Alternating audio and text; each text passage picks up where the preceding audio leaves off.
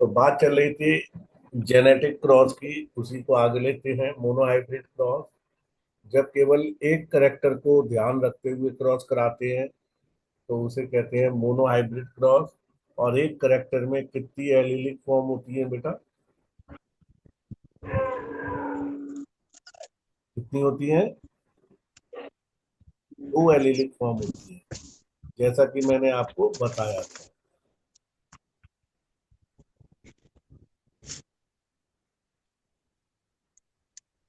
तो एक करेक्टर की दो एलीलिक फॉर्म होती है। जैसे हमने कहा था करेक्टर है हाइट, तो हाइट की दो एलीलिक फॉर्म क्या हो गई? Yes sir. टेल और ड्रॉप। टॉल एंड ड्वार्फ, ये हमारी एलीलिक फॉर्म है। ठीक है।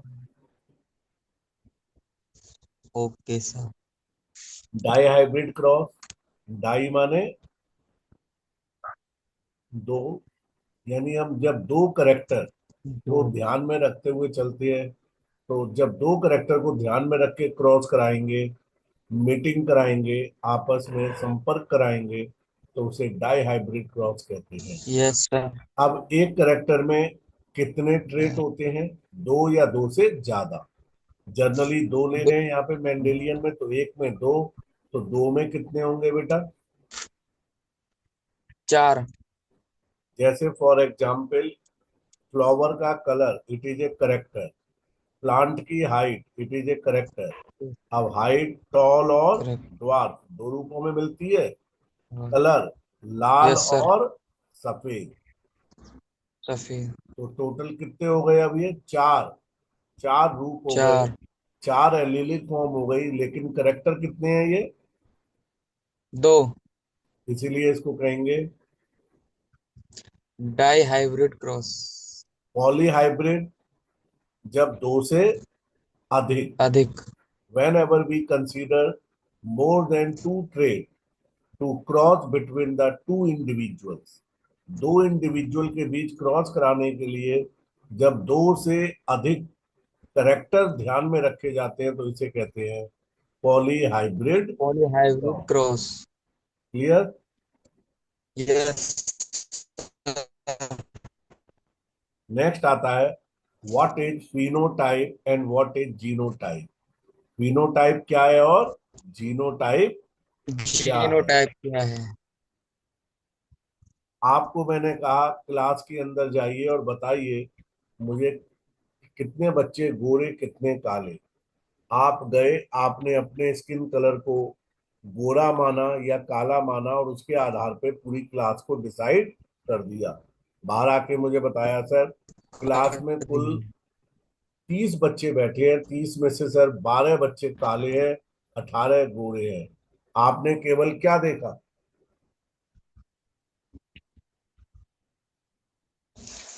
ज्योति क्या देखा?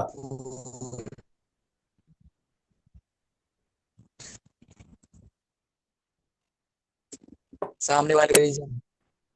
आपने अपनी स्किन रेट। कलर का दूसरे से क्या किया? कंपेयर किया। कंपेरिजन। ठीक है ना? स्किन कलर ही तो मैच किया यस सर। कि भाई इसका स्किन कलर यस सर। मेरे जैसा है या अलग है। तो स्किन कलर के आधार पर आपने यस। पहचान कर ली। तो यदि स्किन कलर आपसे साफ है या आप जैसा है तो गोरा, और यदि स्किन कलर आपसे डार्क है तो काला। क्लियर। यानी जब हम किसी भी यस करेक्टर सर। के केवल बाह्य रूप को देखें, हमें नहीं पता ये इस वाह। दिए गए करेक्टर के लिए होमो है, हेट्रो है, इसमें दोनों जीन्स इस ट्रेट की सिमिलर है या डिसिमिलर है। हम केवल उसके बाह्य रूप को देख रहे हैं, एक्सटर्नली स्टडी कर रहे हैं। Then this external study of it trait is called its phenotype. क्या कहलाता है ये? इसका टाइप टाइप। फिनोटाइप कहलाता फिनोटाइप। है। और ये नो। फिनोटाइप एज के साथ और पर्यावरण के साथ, वातावरण के साथ लगातार चेंज। बदलता रहता है। जो आपकी यस सर। शेप आपके पैदा होते समय थी, 5 साल बाद बिल्कुल वैसी नहीं रहती। फिर 12-15 साल पे फिर बदल जाती है, 18-20 साल की एज आते आते फिर चेंज होता है थोड़ा बहुत।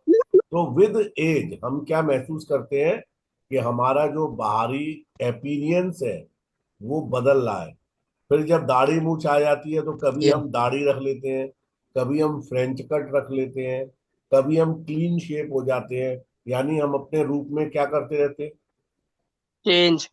चेंज। परि तो ये जो चेंज। हमारा परिवर्तन। एक्सटर्नल, ये जो हमारा एक्सटर्नल एक्सप्रेशन है, परिवर्तन है। एक्सटर्नल एक्सप्रेशन है यस। किसी भी ट्रेट का, that is called its phenotype. तो टाइप। लेकिन अगर हम जीन्स की बात करें तो वो कभी भी नहीं बदलते। बदलती। बदलती। कई बार मरने के बाद भी हड्डियों से जीन्स निकाल कर, डीएनए निकाल कर पहचान की जाती है ये किसका है, क्योंकि हम जानते यस। हैं यस। जो हमारा जीनिक कॉन्स्टिट्यूशन है, जो हमारा जीन कॉम्प्लीमेंट है, it never change through out the life, it remains constant. तो किसी भी एक करेक्टर के लिए जो जीन्स होती है, जीनिक कॉन्स्टिट्यूशन होता है, जब हम जीन लेवल पे जाकर किसी करेक्टर को स्टडी करते हैं, then this is called genotype. क्या टिपिकली। कहलाता है ये? जीनोटाइप। जीनोटाइप। टाइप। और ये genotype it never change with genotype. Age and environment. ये एज और एनवायरमेंट के साथ भी कभी नहीं बदलता। अदनान, बदलता। वीडियो बंद कर लो यस सर। अपना। तो बंद है सर। हो ओके। गया सर बंद। खुल गया था सही, गलती कोई से। बात नहीं, कोई बात नहीं, हो जाता है। उसको लेके तनाव मत लो। नहीं सर।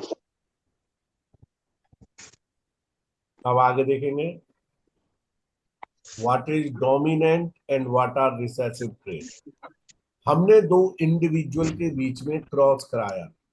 सपोज मैंने फ्लावर कलर लिया, red flower and white flower वाला प्लांट लिया। तो इन दोनों में क्रॉस कराने पे या तो मुझे रेड फ्लावर वाले प्लांट प्राप्त होंगे या वाइट। व्हाइट वाले प्राप्त होंगे, या तो रेड प्राप्त होंगे या यस। व्हाइट। मैं नहीं जानता कौन से मिलेंगे। वाइट। लेकिन अगर ये हम मान लें कि this is the parental generation, कौन सी जनरेशन है ये? पेरेंट। पेरेंटल का अर्थ, ये कैसे प्लांट है? पेरेंट। पेरेंट प्लांट है। तो ये क्या कहलाएगी उनकी? जना। ये क्या कहलाएगी उनकी? जना। F1। यानी जो भी ट्रेट F1 जनरेशन में दिखाई देगा। सपोज हमने देखा सारे फ्लावर किस कलर के आए? रेड। तो रेड फ्लावर के आए। अगली बार फिर इनके बीच में क्रॉस कराया, फिर से रेड प्राप्त हुआ। फिर इनके बीच क्रॉस कराया, फिर से रेड प्राप्त हुआ। हर बार जब भी रेड और व्हाइट के बीच में क्रॉस करा रहे हैं, हर बार अगर रेड ही कलर प्राप्त हो रहा है, इट मीन्स ये कैसा करेक्टर है? डोमिनेट। डोमिनेंट करेक्टर है। यानी जो करेक्टर अपने आप को हर कंडीशन में एक्सप्रेस करे, चाहे होमोजाइगस हो या हेट्रोजाइगस हो, चाहे वो कैपिटल आर फॉर्म में हो या फिर कैपिटल आर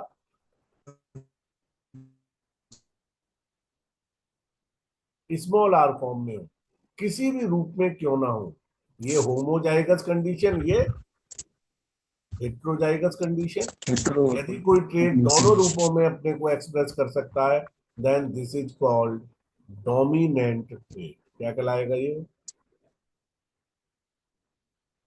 डोमिनेट।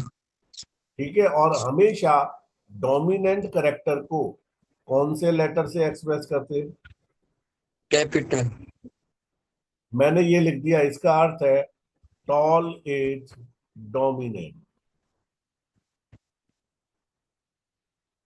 क्योंकि मैंने कौन से लेटर से एक्सप्रेस किया है? कैपिटल। अब ऐसे ट्रेड जो अपने आप को हेट्रोजाइगस कंडीशन में एक्सप्रेस नहीं कर सकते, कैपिटल आर स्मॉल आर में कैपिटल आर ने इसके एक्सप्रेशन को क्या कर दिया? दबा दिया, हिट इसने स्मॉल आर को एक्सप्रेस ही नहीं होने दिया। लेकिन स्मॉल आर केवल कब एक्सप्रेस हो सकता है, जब ये कौन सी कंडीशन में हो?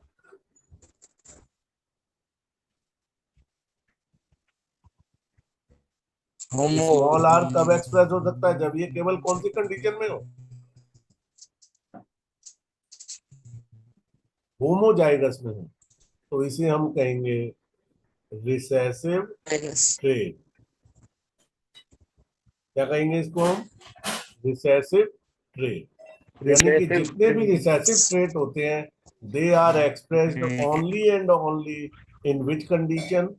Homozygous, never in heterozygous, and they are represented by small letters. Clear? आगे देखें। अब यहां से आ रहा है ये चेकर बोर्ड। अब चेकर बोर्ड कैसे काम करता है थोड़ा समझेंगे। चेकर बोर्ड कहाँ काम करता है और कैसे काम करता है थोड़ा समझिए। देखो बेटा, ये कौन सी कंडीशन है बताओ? करेक्टर है ये, फ्लावर का कलर। ये कौन सी कंडीशन हो गई?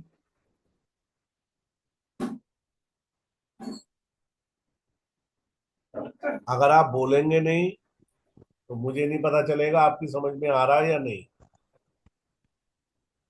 Okay sir. ये कौन सी कंडीशन है? होमोजाइगस। और homozygous always produce only one kind of gamete. कितने प्रकार के गैमीट पैदा करते हैं? केवल एक टाइप के।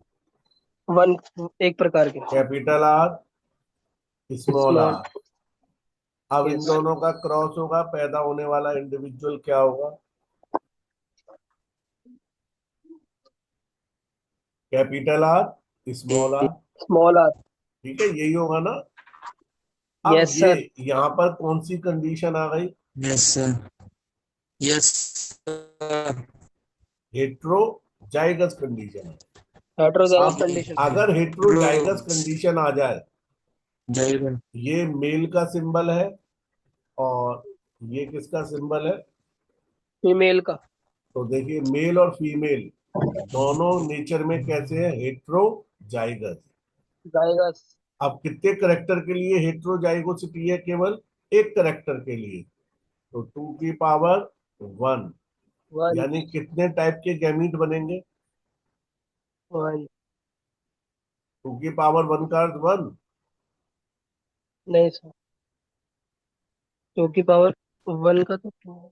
मतलब क्या होगा? एक मिनट। कमाल हो गया भाई।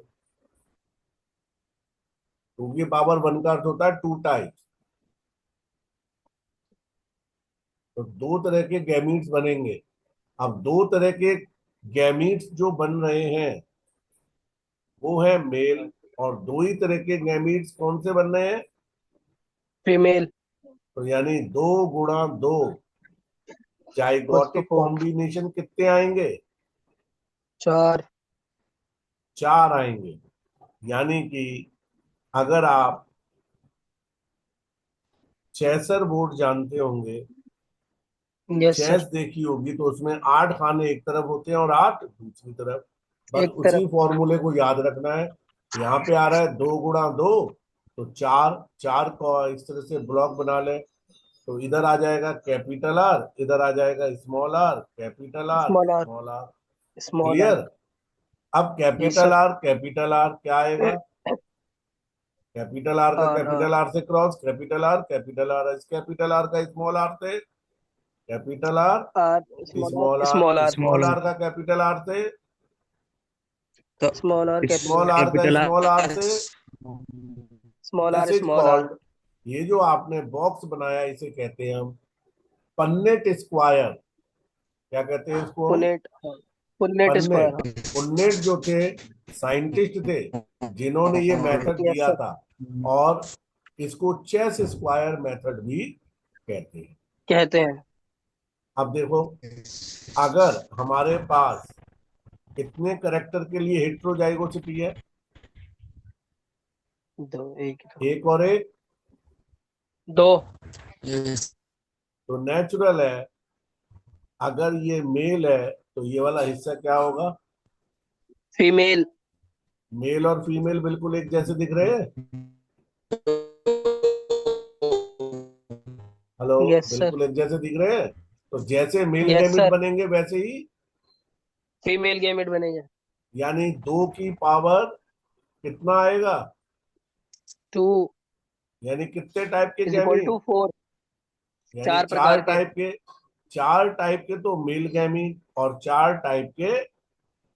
Female gamete. तो भैया टोटल रिजल्ट कितने आएंगे? 8। 8। Very nice. नहीं सर, 4 इंटू 4 ही फोर आएगा। 8। 8। 4 इंटू फोर 8। नहीं चार सर, गुणा चार 8 होता 16। है। 4 into 4, 16, सॉरी सर। 16 टाइप के गैमीट। अब देखो इधर, यस सर। अब 16 टाइप के लिए ऐसे ही तो करोगे। यस। yes sir, 1 2 two. 3 4। चार 1 चार का स्क्वायर बन जाएगा। 2 3 4। कितने कॉलम बन गए, कितने खाने बन गए? एक, 16। दो, तीन, चार, पाँच, छह। 16, तो ये आएगा 16। अब कुछ नहीं करना, चार टाइप के इधर रख दो yes sir, और चार टाइप के इधर रख दो।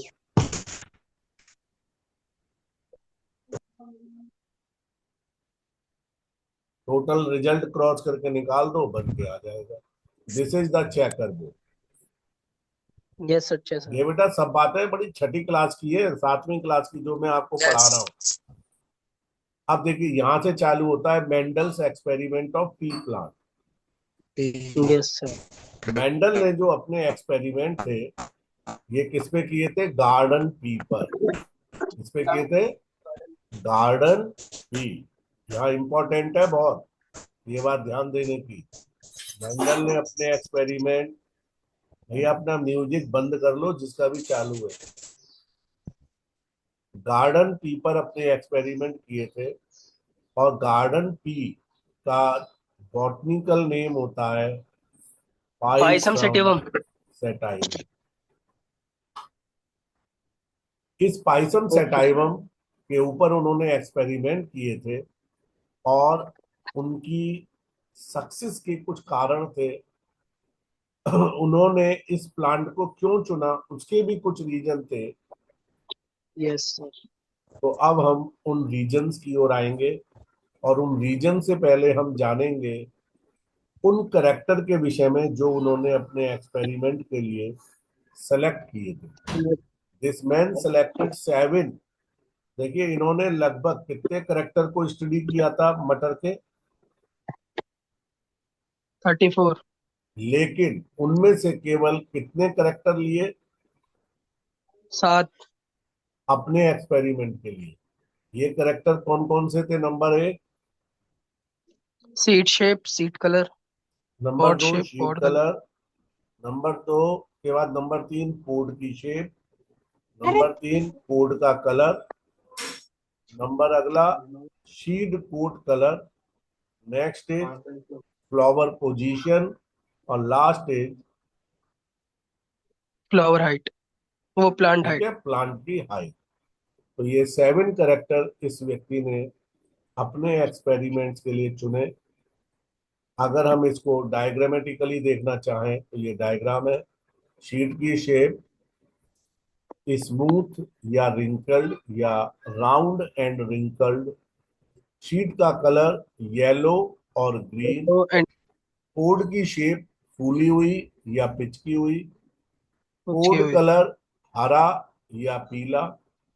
पीला। फ्लावर का कलर पर्पल या वाइट। फ्लावर की पोजीशन एक्जिलरी या टर्मिनल। स्टेम हाइट, प्लांट की हाइट लंबापन या। भवनापन। ये 7 कैरेक्टर इन्होंने चुने थे। अलग अलग फॉर्म में मैंने दिखा दिए हैं ये कई तरह से। अब हम आगे आते हैं what are the reason behind the success of Mendel. तब उसके बाद ये यस सर। आपके समझ में आएगा ये क्या होता है, मोनो हाइब्रिड, डाई हाइब्रिड, ये सब तो पहले ही हम कंसीडर कर चुके हैं। कर चुका।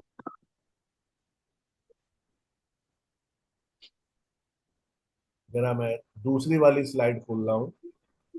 ठीक है।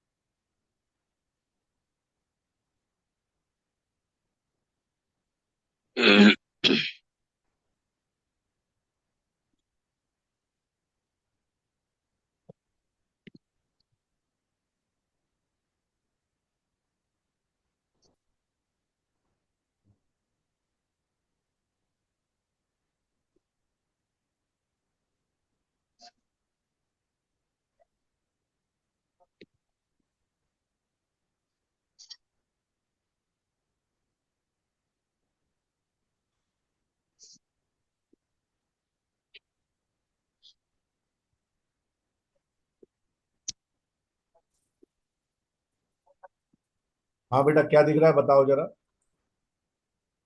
कुछ दिख रहा है आपको? Mendelian genetics second. सेकंड दिखाई देने लग गई। Yes sir, Mendel law of inheritance. Inheritance आगे है ना? Yes sir. ओके, बस आपको दिखना यस चाहिए। सर। हाँ, तो इससे पहले कि मेंडल ने, अब आप लोगों को दो आंसर खुद पढ़ने हैं। फर्स्ट चीज जो आपको पढ़नी है, self, what are the reason of selection of pea pea plant. Plant. उन्होंने मटर के यस। पौधे को क्यों चुना, और व्हाट आर द यस। उसका reasons successive of rate, success उसका ऑफ लाइफ स्पैन। मेंडल। कल मैं आपसे पूछूंगा क्या पढ़ा आपने। यस सर, उसका लाइफ स्पैन कम है, नहीं, सक्सेसिव ये रीजन ज्यादा है। बहुत बहुत सारे कारण हैं, कल डिस्कशन यस सर। करेंगे, आज नहीं लेना मैं। ठीक है, ओके सर। मैं आपसे कल पूछूंगा, मुझे पता चलना चाहिए आपने पढ़ा या नहीं। ठीक है तो सर। मैं सीधे यस सीधे आ सर। रहा हूँ मेंडल्स लॉ ऑफ इनहेरिटेंस पे। मेंडल्स ने दो प्रिंसिपल दिए थे। Mendel's proposed how many principle? Two two principles. Two दो प्रिंसिपल्स। प्रिंसिपल्स। और इन प्रिंसिपल को कार्ल कोरेंस ने किसमें कन्वर्ट किया? तीन लॉ में। यही बात मैंने लिखी तीन है, मेंडल लॉस में। Proposed only two principles of inheritance two. which were raised to the three law by Karl Korens. The very first law is law of law of segregation. segregation. Second is the yes sir. law law of of dominance. dominance. Third is the law of independent assortment. Clear? अब आते आवाज हैं साफ। First उस पे, yes sir. कि जो Mendel के दो नियम है, first is the law of segregation और मोनोहाइट। Second law of dominance, that we can explain by which yes sir. Cross? Monohybrid cross. Monohybrid cross. Very nice. Monohybrid cross के आधार पर इसको हम एक्सप्लेन कर सकते करते हैं, हैं। कर सकते हैं। यहां पर मैं आपको यही समझाने जा रहा हूं, एक स्लाइड इंसर्ट करते हैं। देखो दिख रही होगी अब आपको यहाँ स्लाइड, दिख रही है या नहीं? यस सर, कटर बटर की आवाज ज्यादा आ रही है। Yes sir. अब मुझे नहीं पता पीछे से किसका ऑन है, मेरे यहाँ से तो कोई आवाज है नहीं, क्योंकि मेरे आसपास ठीक है कुछ है ही नहीं। देखें इधर, सर। Okay sir. मैंने यहाँ मोनोहाइब्रिड क्रॉस लिया, यानी कि कौन से करेक्टर को कंसीडर किया मैंने? हाइट वाले को। हाइट कितने ट्रेड्स में मिलती है?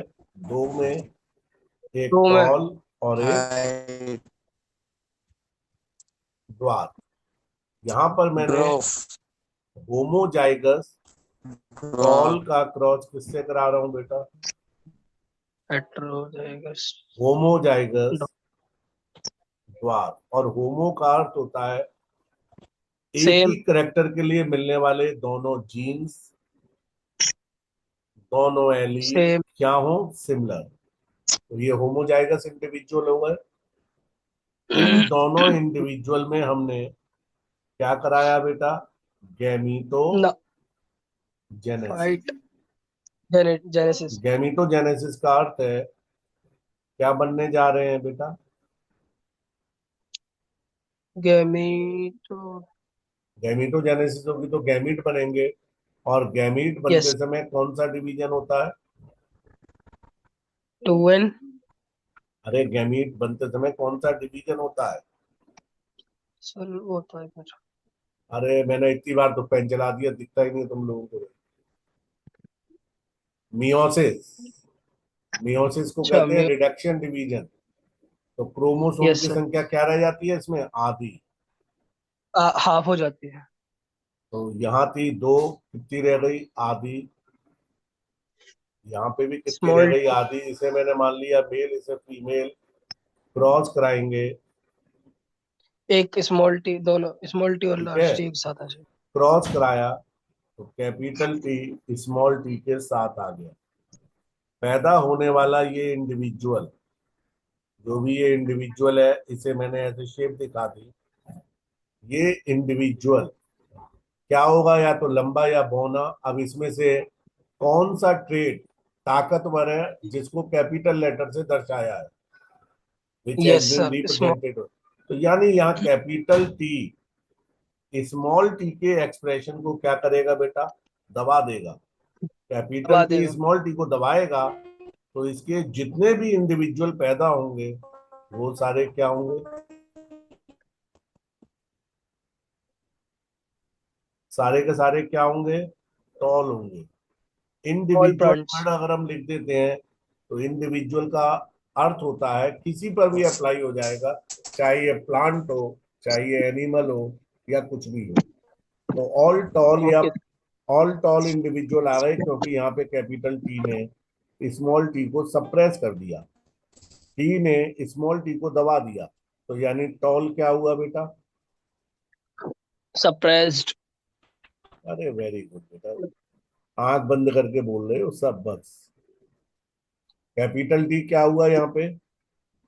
सर कैपिटल कैपिटल वो टी स्मॉल क्या टी हुआ? सप्रेस्ड हुआ कैपिटल टी क्या स्मॉल हुआ? टी तो दब गया टॉल हुआ ना capital T. Tall tall capital T टॉ जो है वो डोमिनेंट हुआ। और स्मॉल टी क्या यस हो गया? अभी यहाँ पे दब रहा है। कैपिटल दब टी रहा ने स्मॉल टी को दबा दिया। तो जो पहली पीढ़ी में अपना एक्सप्रेशन दे उसे हम कहते हैं। डोमिनेंट ट्रेट्स डोमिनेंट ट्रेट कहते हैं। अब की जब क्लास खत्म होगी तो अब कल होगी इसके बाद क्लास, आज नहीं होगी। ओके सर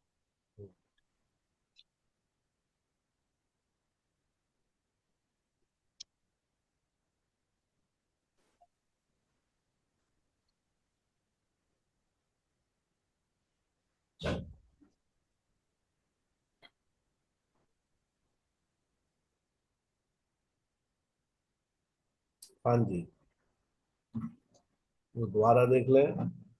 हमने कहा यहाँ पे कैपिटल टी स्मॉल टी आ गया। ये कैसा इंडिविजुअल हो गया साहब? F1 इंडिविजुअल है। सारे के सारे टॉल है। तो इस कैपिटल टी ने स्मॉल टी का एक्सप्रेशन दबा दिया तो कैपिटल टी हो बिल्कुल गया डोमिनेंट। नहीं अब क्या होगा? ये F1 जनरेशन के बीच में, F1 जनरेशन ऑन सेल्फिंग, हमने इनके बीच में सेल्फिंग कराई। यानी F1 जनरेशन का ही मेल ले लिया, F1 जनरेशन की क्या ले ली हमने? फीमेल। फीमेल और जब इनके बीच में हमने सेल्फिंग कराई तो फिर से क्या होगा? सबसे पहले सर ये पहले बटेंगे, एक स्मॉल टी एक यानी गैमीट का क्या होगा, फॉर्मेशन। और फॉर्मेशन गैमीट का होगा, गैमेट फॉर्मेशन होता है बनेंगे। तो आपने पढ़ा है कौन सा डिवीजन होता है, मियोसिस। जिसमें एक करेक्टर की मियोसिस। जीन दूसरे से क्या होती है एनाफेज में, अलग। अलग। कैपिटल टी किससे दूर हो जाएगी, स्मॉल टी से। कैपिटल टी किससे दूर हो स्मॉल टी। जाएगी। अब स्मॉल टी। अगर ये मेल है तो दो तरह के तो क्या बन गए, स्पर्म। और अगर ये स्पर्म। फीमेल है तो दो तरह के क्या बन गए, ओवम। ओवा। अब ये वाले स्पर्म के पास चांस है कि ये इस वाले ओवम को भी फर्टिलाइज कर सकता है। और इसको। होल्ड करना एक सेकंड के लिए।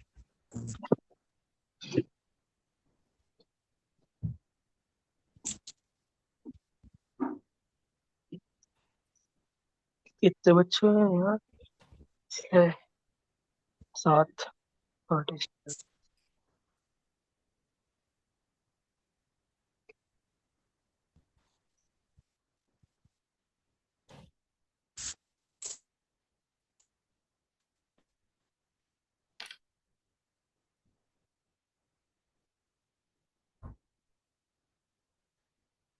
हाँ बेटा, तो capital yes sir. T small T को या कैपिटल टी को अगर ये करेगा, रिजल्ट होगा दिस वन। और अगर ये वाला करता है तो रिजल्ट होगा दिस वन। इंपॉर्टेंट क्या है, इस वाले स्पर्म के द्वारा ये वाला ओवम फर्टिलाइज होगा या ये वाला होगा। क्या ये डिसाइड हो सकता है कौन सा होगा, नहीं। जो चीज नो सर। हमारे हाथ में नहीं होती हम कहते हैं ये कैसे हो रही है, ऊपर वाला कर। बाई चांस या गॉड विल। और जब यस सर। ये बाई चांस या गॉड विल हो रही है, गॉड के अनुसार हो रही है, तो अल्टीमेटली रिजल्ट जो आएंगे वो सब रिजल्ट क्या होंगे हमारे पास, रैंडम रैंडम। रिजल्ट आएंगे। एक संतान जो पैदा होने वाली है वो लड़का होगी या लड़की, हम नहीं जानते ना। हम कहते हैं 50% चांस लड़का होने के हैं, 50% यस चांस। सर। लड़की वाला। अब एक व्यक्ति के चार लड़के हुए, तो ये चांस की बात है, हर बार वाई स्पर्म को किससे जोड़ने का चांस मिला, एक्स वाले से। जबकि एक्स वाला। एक्स वाले के पास भी एक्स। चांस थे इससे जोड़ने के। लेकिन चांस की बात है, हर बार वाई वाला ही किससे जुड़ा, एक्स से एक्स जुड़ा। से। इसीलिए इसके चार संतानें एक्स पैदा से हुई और चारों क्या हुई, लड़के। लड़के हुए।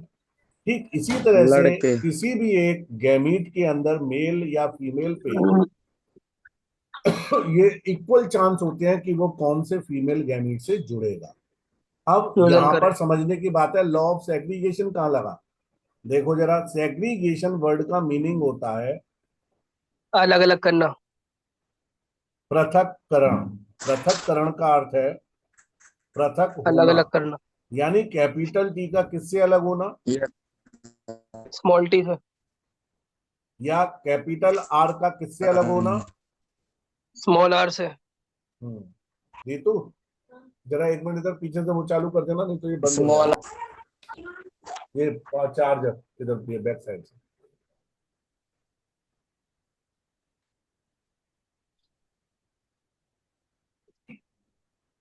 कोई नहीं। हाँ बेटा, तो कैपिटल आर का स्मॉल आर से अलग होना या कैपिटल जी का स्मॉल जी से अलग होना, दैट इज कॉल्ड सेग्रीगेशन। और ये जो यस सर। सेग्रीगेशन की प्रोसेस होती है, इनका अलग होना, ये अलग होना नए नए कॉम्बिनेशन के पैदा करने की कंडीशन को डेवलप। करता है। यस।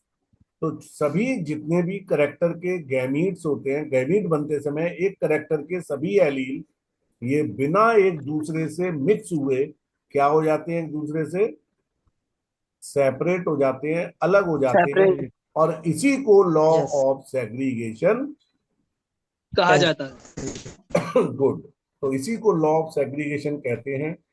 इंपॉर्टेंट यही बात है इसमें समझने की। तो सेग्रीगेशन का जो लॉ है वो मियोसिस के समय लागू होता है। अब होता है। मेंडेलियन, अब देखो जी, ये आपके सामने आ गया tallness, dwarfness, homozygous tall, homozygous dwarf, capital T, small T, F1 में सारे के सारे कैसे पैदा हो रहे हैं आप देखेंगे अगर, तो सारे के सारे आपके सामने रिजल्ट क्या टॉल आ रहे हैं? Plant. Capital T toll small plant. T, capital T small T, capital T small T, capital T, यानी सारे के स्मॉल सारे टी। क्या आ रहे हैं? टॉल प्लांट्स यानी यहाँ पर टॉलनेस ज्यादा है। ड्वार्फनेस पर हावी हो गई, तो कौन सा लॉ यस सर। लागू हो गया? ये dominance. Law dominant. Of dominance लागू हो रहा है। Clear? Yes sir. Very nice. अब देखिए हमने सर क्रॉस आपने कराया, अगले उसके अंदर कैपिटल टी स्मॉल टी से क्या हो जाएगा? अलग। कैपिटल टी स्मॉल टी से क्या हो गया? अलग। और जब ये अलग डिफरेंट। हो गए, जब ये अलग हो गए, तो देखो रिजल्ट, एक पहला, ये दूसरा, और ये तीसरा, तीन अलग अलग तीसरा। रिजल्ट आए। ये टॉलनेस के लिए क्या है? होमोजाइगस। ये टॉलनेस के लिए क्या है? हेट्रोजाइगस। हेट्रोजाइगस। और ये ड्वार्फनेस के लिए क्या है? होमोजाइगस। जो करेक्टर हमें F1 में दिखाई नहीं दे रहा था, ड्वार्फनेस वाला, ये करेक्टर आपने अगर यस ध्यान सर। दिया हो, F1 में हमें दिखाई नहीं दे रहा था, ये दोबारा से F2 में यस आ गया। सर। कब आया? जब ये कौन सी दशा में आ गया? जब ये कौन सी दशा डोमिनेंट। में आ गया? होमोजाइगस। होमोजाइगस कंडीशन में आ गया, तभी ये एक्सप्रेस हुआ। यानी रिसेसिव करेक्टर अपने को कब एक्सप्रेस करते हैं? जब ये किस में आते हैं?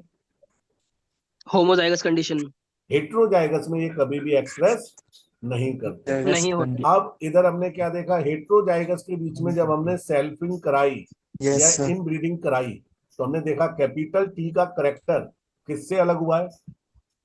ये स्मॉल टी। कैपिटल टी किससे अलग हुआ है?